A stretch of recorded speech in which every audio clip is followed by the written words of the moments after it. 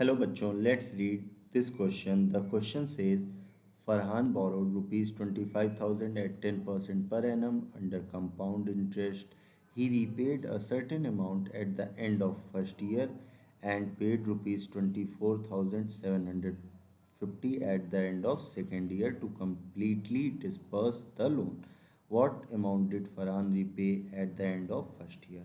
तो एक बात समझिए, अगर वो सेकेंड ईयर तक ना ही जाता, फर्स्ट ईयर में ही सारा अपना उधार चुका देता, तब क्या होता?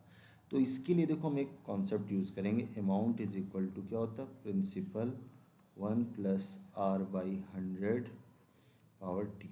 ठीक है, तो उसने कितना लिया था, 25,000 रुपये लिए थे। अगर यहाँ पे हम पुट कर रहे हैं 25,000 कितने रेट से, 10%, 10/100 1, 25,000 इंटू, इसको सॉल्व करेंगे तो ये 11/10 आ जाएगा और इसको सॉल्व करने पे आएगा 27,500।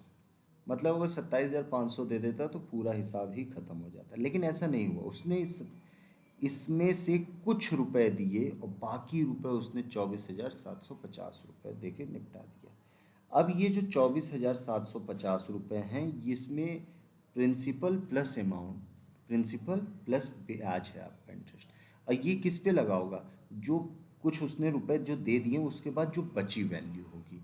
तो अब एक बात समझो, इसको अगर यहाँ पे हम लोग अब इस 24,750 को क्या करें, अमाउंट मान लेते हैं। एक किसी फिक्स प्रिंसिपल पे दिए गए होंगे, जब हमने कुछ दे दिया है पैसा और जो बच गया अब उस पर इंटरेस्ट लगा होगा, तो उस पी पे अब ये इंटरेस्ट लगा के 24,750 अमाउंट बना था, तब उसने निपटा दिया। 1 + 10/100, ये अभी एक ही साल, क्योंकि सेकेंड ईयर फर्स्ट ईयर में दे चुके, फर्स्ट से सेकेंड में कितने डिफरेंस, एक है।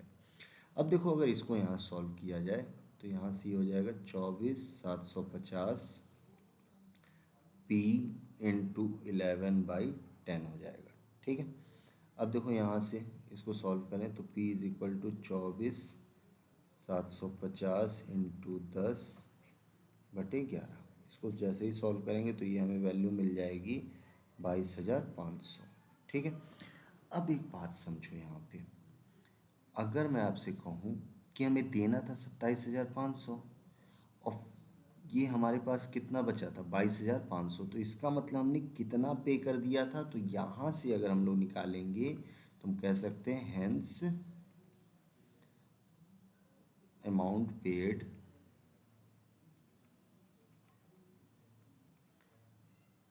After 1 year, after 1 year. तो कितना पे कर दिया हमने, 27,500 में से ये 22,500 अगले साल के लिए हमने छोड़ रखे थे, तो इसका मतलब हमने कितना पे कर दिया था। तो यहाँ से जब इसको घटाएंगे तो ये निकल के आ जाएगा 5,000 रुपये। ठीक है, हमें देना चाहिए था 27,500, लेकिन हमारे पास था नहीं, तो हमने क्या किया, फरहान ने क्या किया कि उसने 27,500 में से कहा 5,000 अभी ले लो, जो बचे 22,500 पे इंटरेस्ट लगा के उसने 24,750 रुपये अगले साल पे कर दिया। यही आंसर होगा। So the final answer is rupees 5,000। Hope you understood it well. Best of luck.